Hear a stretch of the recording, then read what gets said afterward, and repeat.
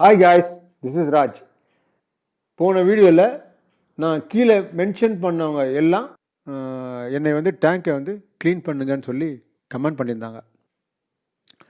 Already நான் வந்து அந்த டேங்கை அந்த வீடியோ போடுறதுக்கு முன்னாடியே நான் வந்து பக்காவாக டேங்கை க்ளீன் பண்ணிட்டு தான் வீடியோவே போட்டேன். டேங்கை க்ளீன் பண்ணுறோன்னா எல்லா தண்ணியும் வந்து வெளியே வந்து கொட்டிடக்கூடாது.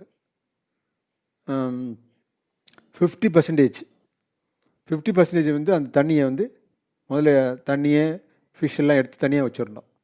அதுக்கப்புறம் அந்த 50% தண்ணி இருக்குது பார்த்திங்களா, அதில் வந்து அந்த அந்த ஃபில்டரு, அந்த மண், அழுக்கு, பாசி எல்லாத்தையும் சுத்தமாக நல்லா தொடச்சி கழுவி எல்லாத்தையும் தண்ணியில் வெளியே ஊற்றிடணும், அப்புறப்படுத்திடணும்.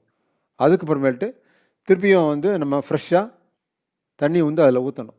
ஊற்றிட்டு இந்த ஃபில்டரு, மண்,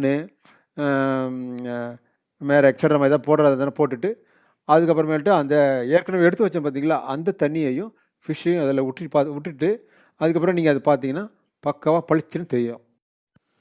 உங்களுக்கு டேங்கை எப்படி கழுவணும்னு ஸ்டெப் பை ஸ்டெப்பாக சொல்லணும்னா கமெண்ட் பண்ணுங்கள். அடுத்த வீடியோவில் உங்களுக்கு நான் சொல்கிறேன். நன்றி, வணக்கம்.